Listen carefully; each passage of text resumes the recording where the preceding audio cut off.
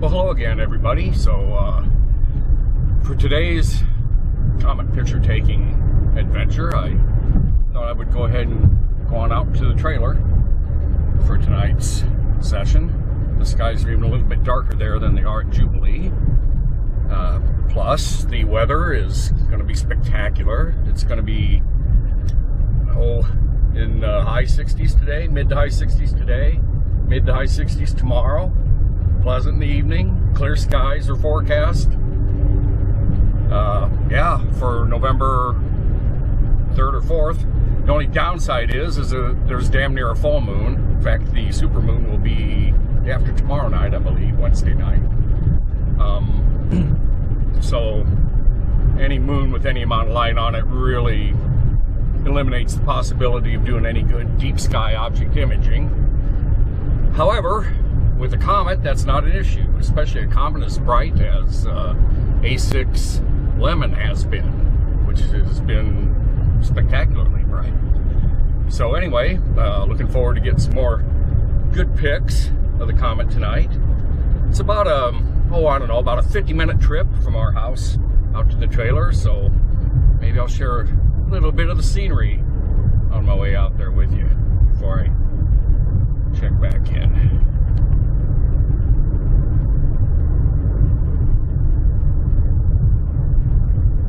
As you can see, it's past harvest time pretty much. Harvest is all pretty much completed by probably all the farmers, I think. I think they're all done harvesting by now, so the fields have been stripped of their crops. They'll be ready for the new crops next year, assuming we ever get any rain again. All right. Yeah, buddy, stay in your lane.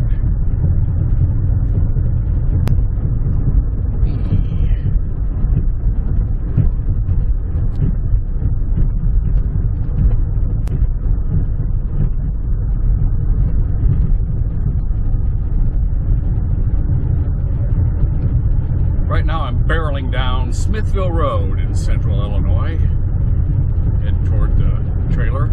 I have a way of going there that allows me to take back roads all the way from the house all the way to the trailer, never having to go through any towns, with one exception, the real small village of Norris that I will need to go through to get to the trailer. But aside from Norris, it's back roads all the way, baby, just the way I like it. Look at the fall colors, looking good this year. I think we're getting close to prime for the colors. Possibly this week, or certainly if not this week, then next week. But the colors are really starting to get good. So, check in later.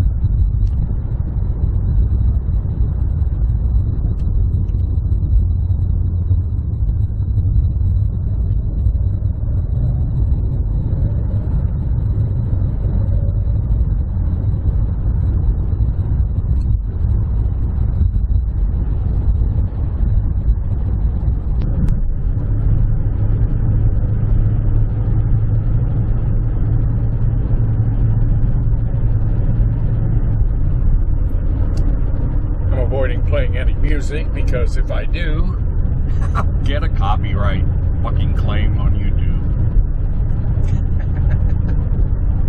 That's something I have learned.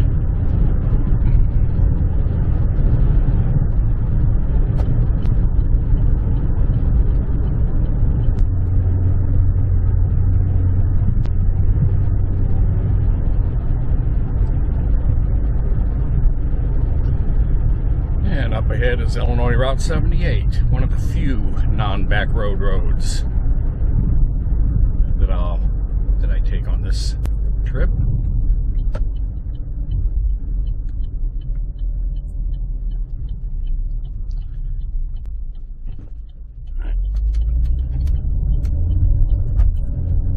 This is the stretch of Illinois 78 that runs between the town of Farmington and Canton. Right now I'm heading toward Canton, Illinois, but I will turn off before I get to Canton and drive through the small village of Norris to get out to the campground.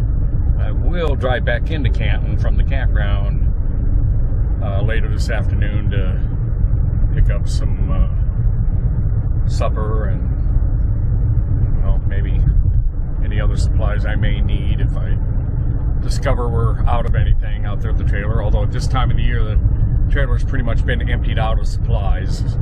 Not the only thing we leave in the trailer about this time of year is some drinking water and geez, I don't know, that's about it. There's no food,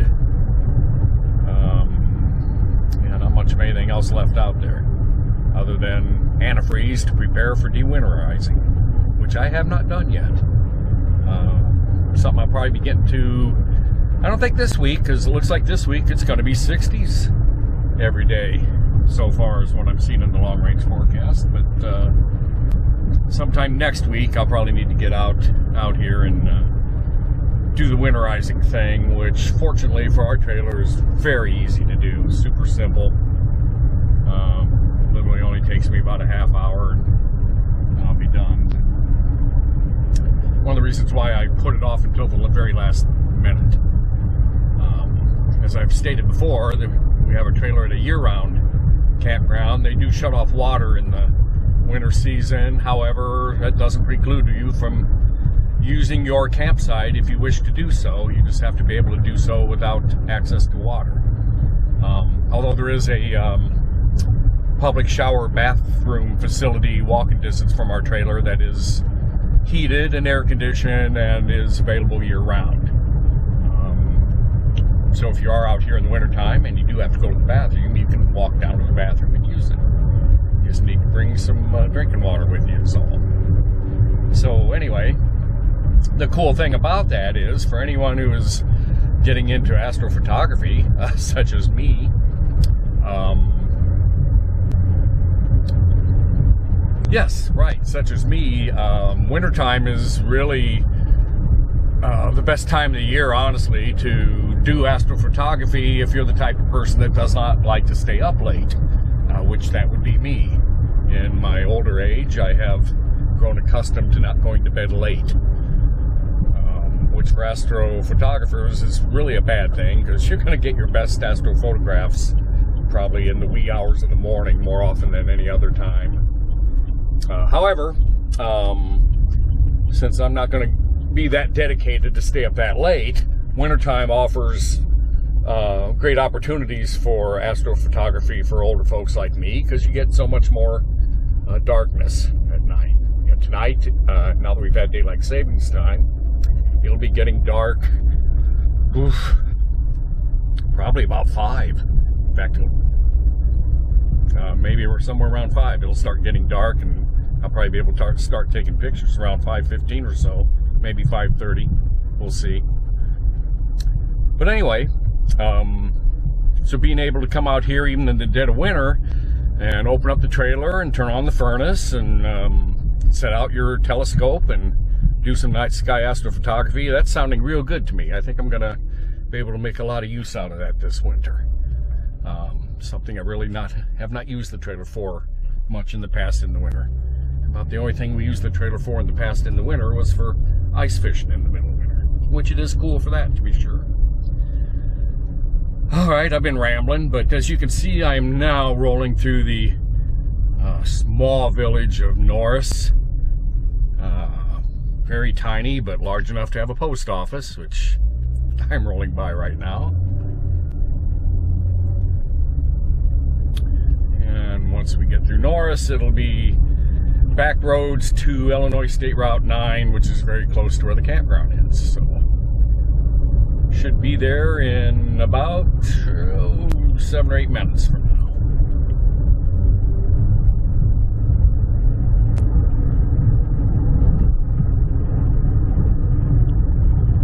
Coming up on Illinois State Route 9. It's not too far from where I need to be at the campground. Our campground, the Giant Goose Ranch, is conveniently located just down the road from an Illinois State prison.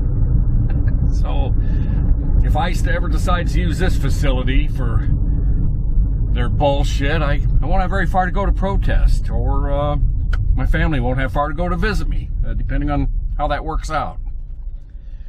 Alright, well, we're definitely out in farm country, so we are subject to the occasional combine traffic even on state highways.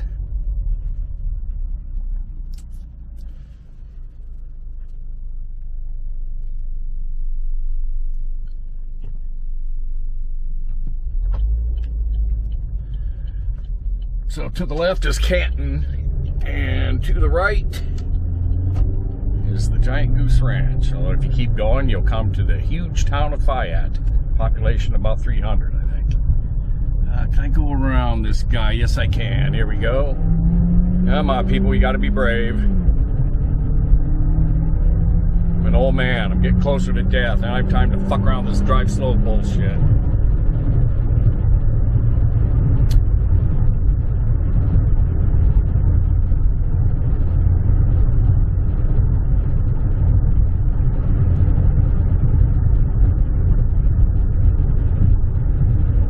Coming up on the entrance to the Giant Goose Ranch. This is one of the, if not the largest private campground in the state of Illinois.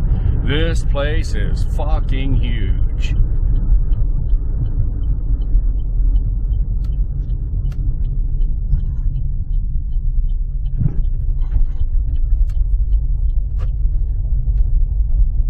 Hey. Welcome to my gated community. Here we go. Alright.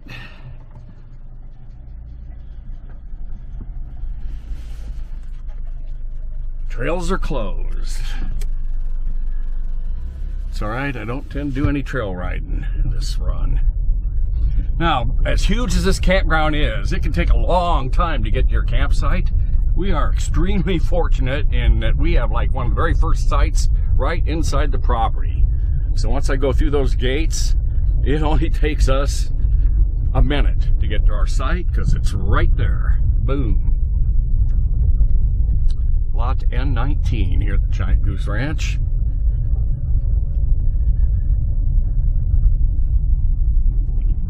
Looking good except for the damn low water.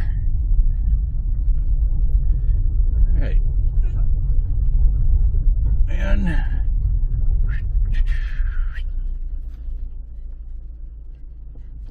Alright, and we are here. Now, get everything unloaded and prepare for tonight. 1, 2, 3. Let's turn this around so you can actually see my face. So yeah, get everything unloaded and prepare for tonight. Talk at you later. Alright, got everything hauled in. So let's go inside to have a look.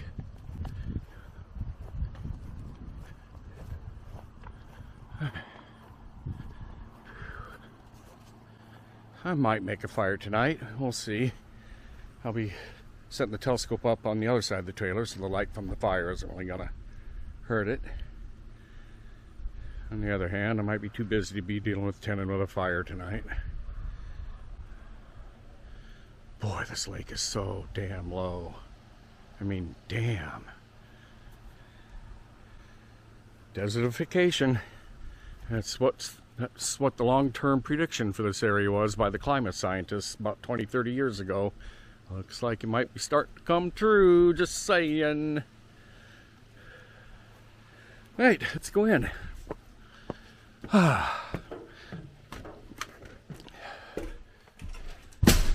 Right. So, got my guitar, sleep machine, cameras, clothes. I'm set. all I gotta do is unpack and relax and get ready for tonight. So I'll touch back in later. Hello again. Sun's getting ready to go down, as we can see. It's, I don't know, about 4:20 or so, 4:30, somewhere around in there. So I'm getting ready to go ahead and set up tripods while it's still light out. And I also got another new toy to try out here. See if I can turn it on. There we go. Now she's trying. That's right. We've got a new toy. Of course, Grandpa does.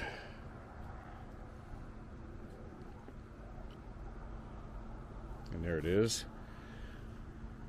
DJI camera meet DJI Neo drone. Let's give this puppy a shot here. Let's see. If I recall from the directions, I think all I gotta do is this. Uh-huh. Medium. Follow. 3, 2, 1. And there we go. Look at that shit. All right, here we go.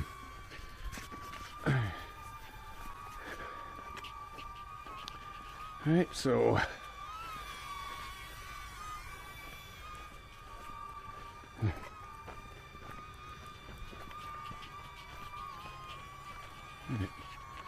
I think I'm gonna, there we go. I think we're gonna, hi there. I'm gonna set up right here where I usually do. So that'll work out real good for where the comet's gonna be tonight. Wow, all right, let's do this. And I should be able to just do this. How about that shit? Isn't that cool? Alright, I should probably read the instructions on how to really use this thing, but not bad for a first flight. Put that down. Alright.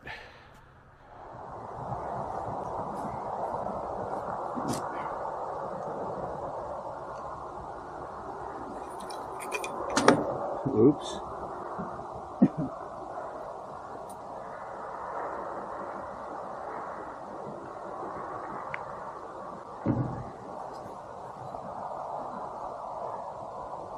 Alright, so sun's really going down quick. Time to set up some shit.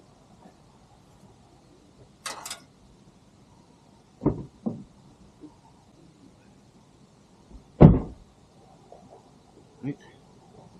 First, we'll set up this tripod for the Dwarflab.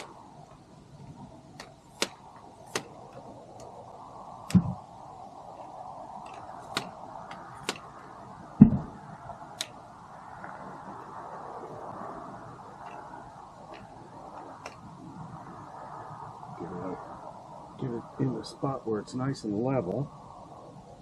That's my bubble idea. There it is.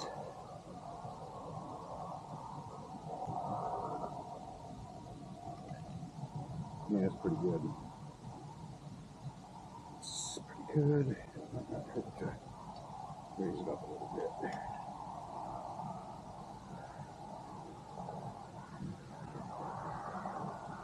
Puppy up in the air. Yeah.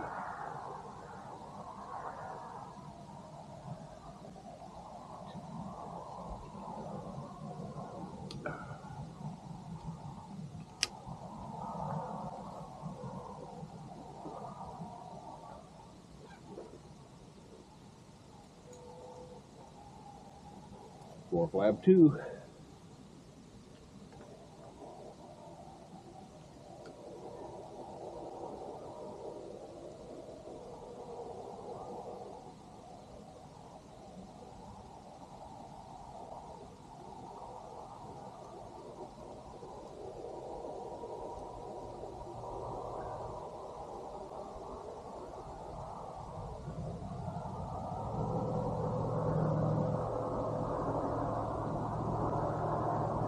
Right.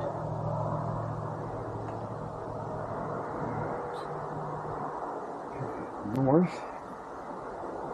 goes that way.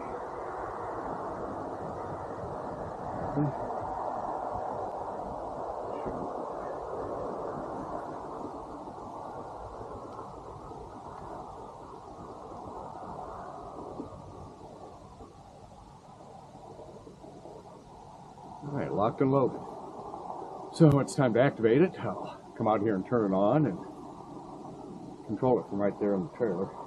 But I'm going to try another experiment tonight, and it's one that I don't have high confidence on getting any results from, but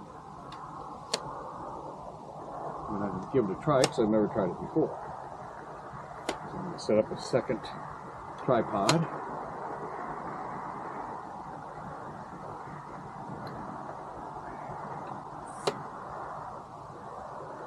And I'm going to mount an old DSLR camera on this tripod and see if it isn't going to be possible to,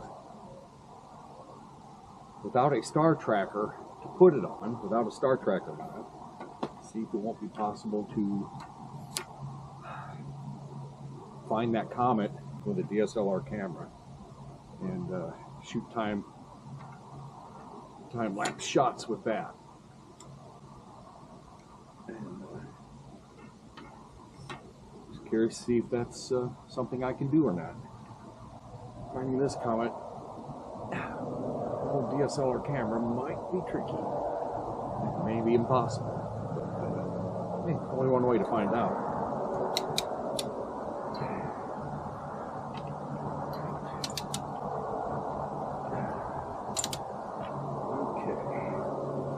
So let's see. That camera's going to be there. This one, yeah, so I'm going to want this one to be much higher so that I can point it at my phone. I think west is, well, oh, there's the sun setting, so go that way. The comet should be coming up, or should be appearing, I don't know, roughly in that direction. So with this here and with a DSLR mounted there, I don't know, maybe I can, but there's only one way to find out. Even if this fails, this will not fail. So tonight I'll get some more video and some more pictures of that, and we'll see if I can do anything with the DSLR camera also. And while all that's happening, as it is, I don't know, approaching 4:30 with the sun setting, about 5 o'clock it starts getting dark. Pretty much it's going to be dark and picture taking time about the same time as supper. So it'll be a little bit challenging. I'll just eat and take pictures, eat and take pictures. We'll figure out how to get that done. Anywho, about time to go inside and get ready to get this crap started. I guess I could bring the camera out and put it up over here.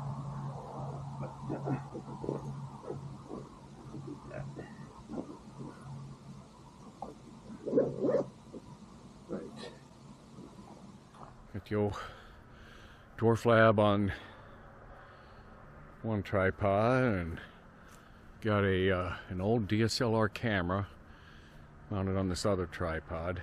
The old DSLR camera I'm using here is a 2007 Panasonic Lumix. It was an outstanding camera in its day, and actually still to this day performs quite well for being a digital camera from 2007. Yes, it's only 10 megapixels, but megapixels isn't everything, folks. This thing shoots in RAW format, which is the format you want if you're going to do astrophotography.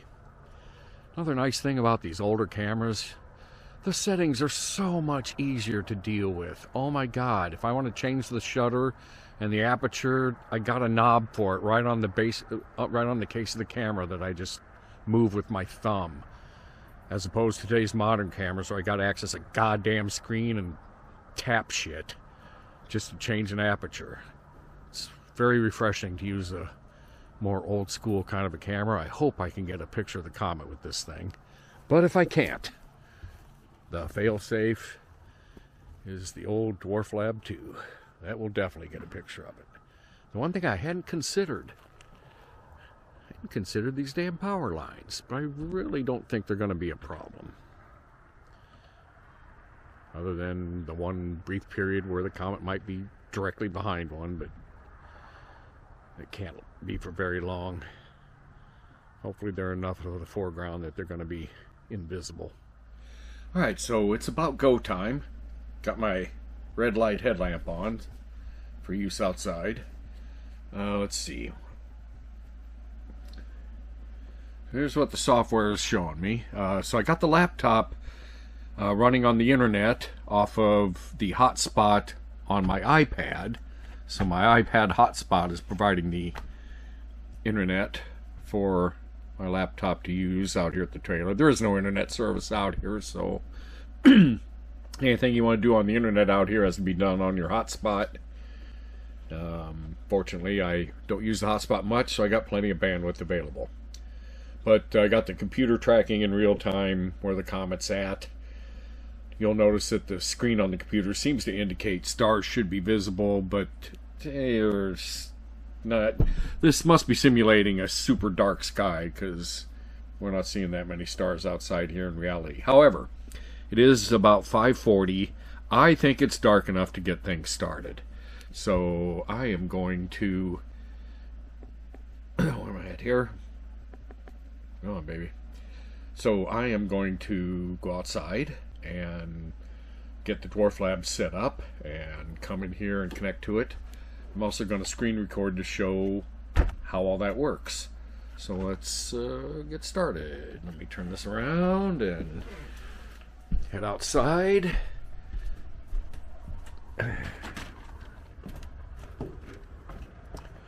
Yep, there's our moon. And it sure is dark. Although the moon is providing quite a bit of ambient light, even though the video doesn't show it. I mean, I really don't need the red light yet. That'll come in handier later, apparently. Yeah, okay.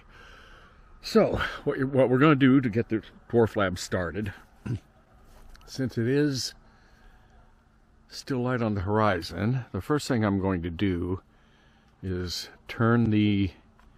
Let me turn the red light on. Maybe the video will record this if I do that. Come on, red light. Where you at?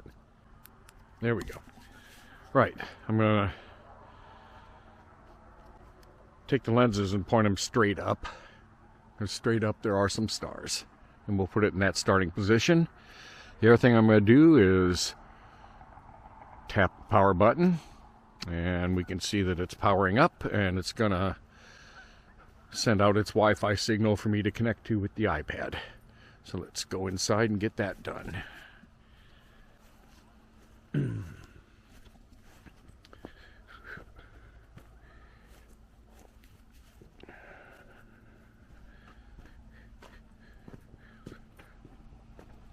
All right.